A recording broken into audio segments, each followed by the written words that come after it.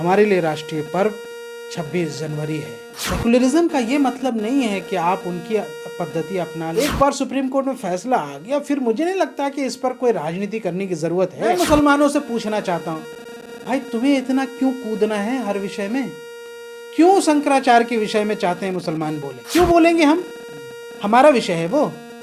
अरे वो खुद अपना समझ लेंगे। 27 जनवरी को मैं अयोध्या में जो बन रही मस्जिद है, एक बहुत भव्य मस्जिद बनने वाली है इंशाल्लाह, उसके लिए मैं जा रहा हूं। अल्लाह ने पूरी दुनिया के सरजमी को मुसलमानों के लिए सजदा करने के लिए हलाल कर दिया, पाक कर दिया, चाहे वो अयोध्या हो या अल-अक्सा हो। इसका मुसलमानों से कोई लेना देना नहीं।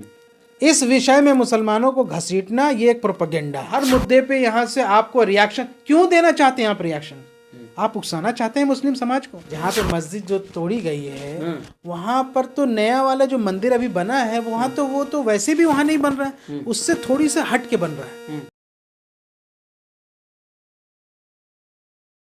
जब ये किस तरह 22 तारीख को प्रधानमंत्री जा रहे हैं, कहा जा रहा है कि दिवाली मनाया जाएगा, आप भी दिवाली मनाइएगा?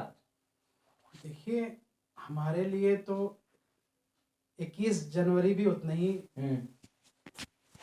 जितना 22 जनवरी, उतना 23 जनवरी, उतना 24 जनवरी, 27 जनवरी, 28 जनवरी।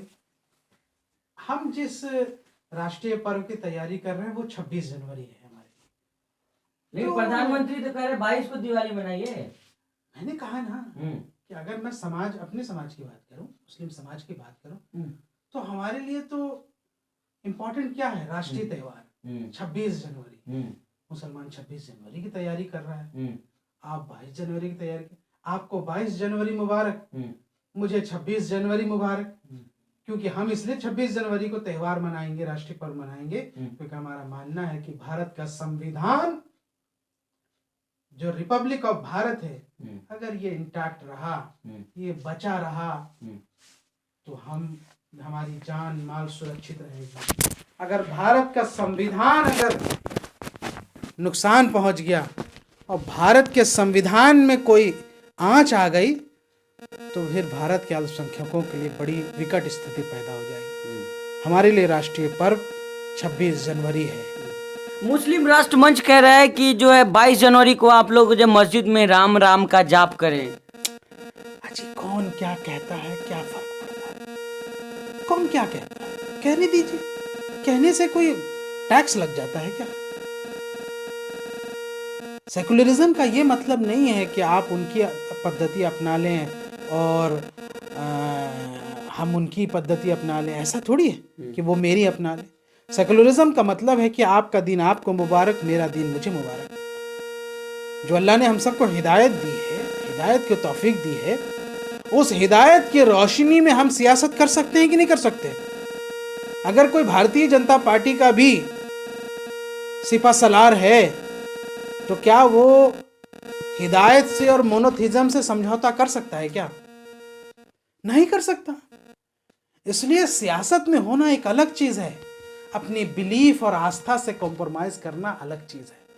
मुझे पक्का यकीन है कि भारत के मुसलमान अपनी इस बिलीफ सिस्टम, अपनी यकीन के बुनियाद पर जो है वो अल्लाह के दीन को, अल्लाह के नबी सल्लल्लाहु अलैहि वसल्लम के लाए हुए दीन को पूरी दुनिया में मजबूत करेंगे और सुरखुरी करेंगे।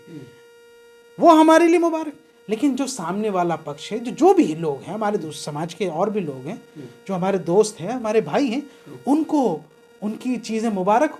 एक बार सुप्रीम कोर्ट में फैसला आ गया, फिर मुझे नहीं लगता कि इस पर कोई राजनीति करने की ज़रूरत है। और ये हवा, ये तमाशा क्यों? शंकराचार्य काफ़ी हैं, बाकी समाज के लोग, उनकी खुद यहाँ से रुसवाई हो रही है, और हमें क्यों कूदना? मैं मुसलमानों से पूछना चाहता हूँ, भाई तुम्हें इतना क्यों कूदना है हर विषय में?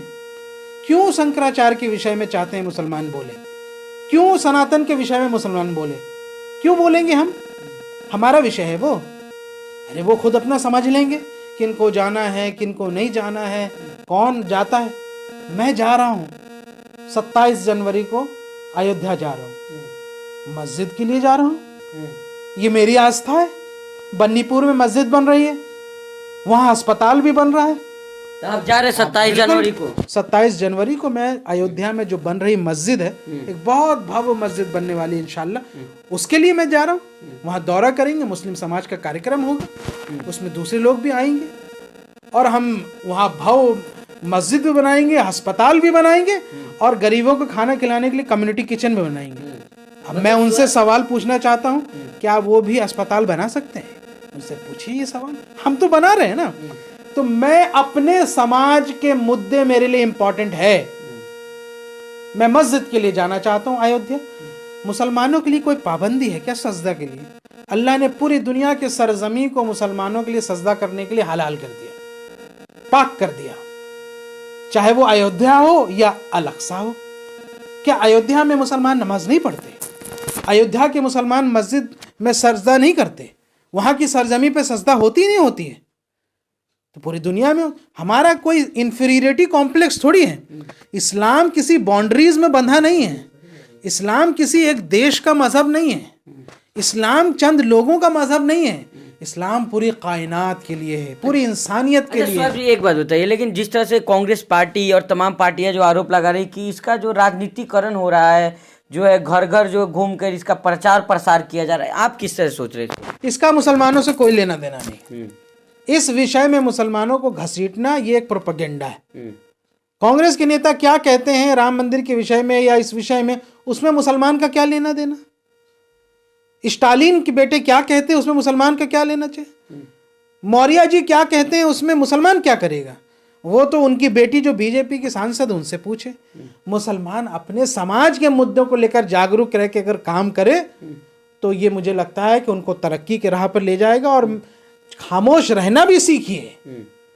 हर मुद्दे पे यहाँ से लबड़ लबड़ बातें कर देना और हर मुद्दे पे यहाँ से आपको रिएक्शन क्यों देना चाहते हैं? आप रिएक्शन आप उकसाना चाहते हैं मुस्लिम समाज को। मुस्लिम समाज, आपको पता है 28 बिलियन डॉलर की रेमिटेंस होती है सिर्फ अरब में रहने वाले मुस्लिम, जो भारत के जो मुसलमान हैं।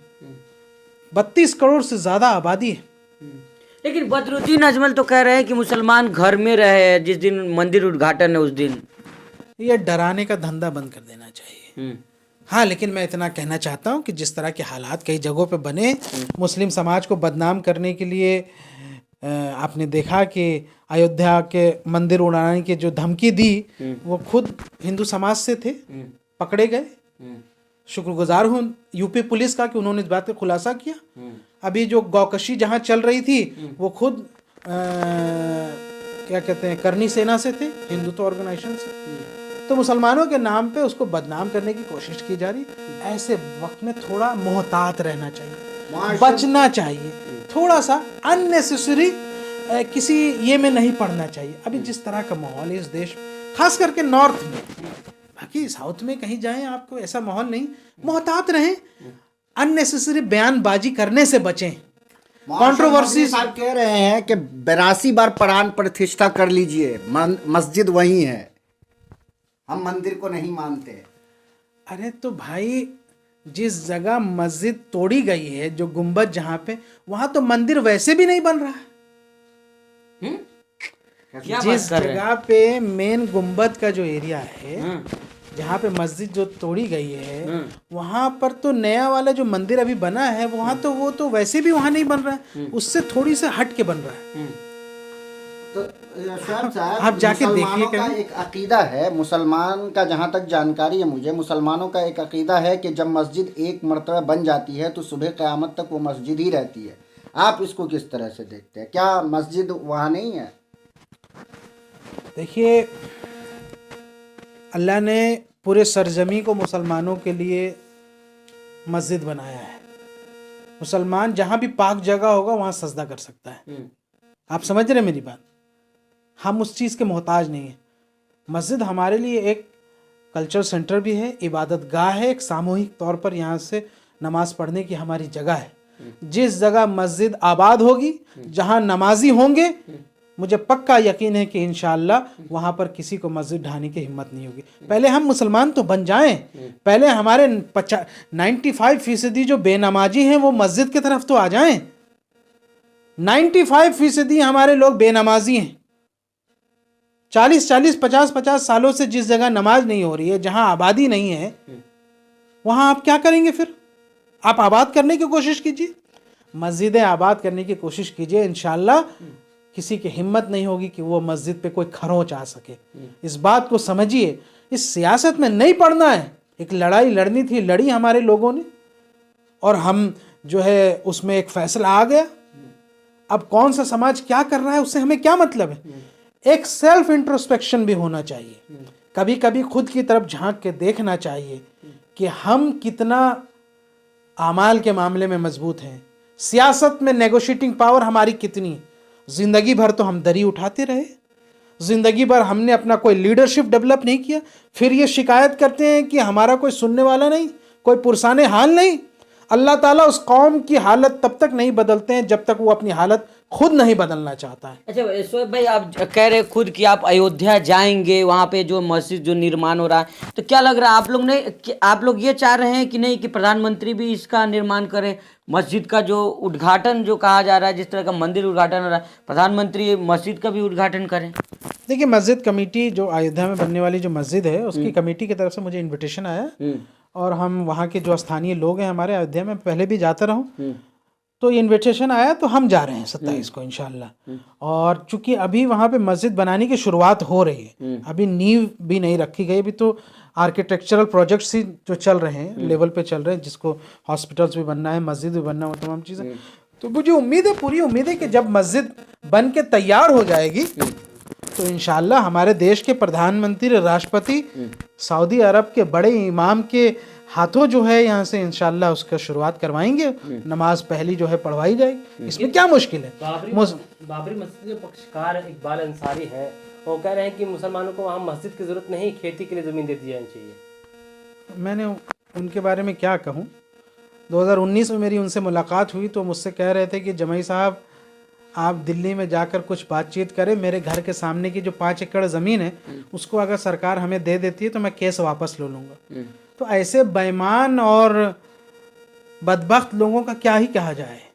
जो बेईमान हैं वो समाज के नहीं हो सकते, जो समाज के हैं, जो मुसलमानों के खैर खां हैं, वो कम से कम दयानतदारी के साथ काम करना चाहेंगे।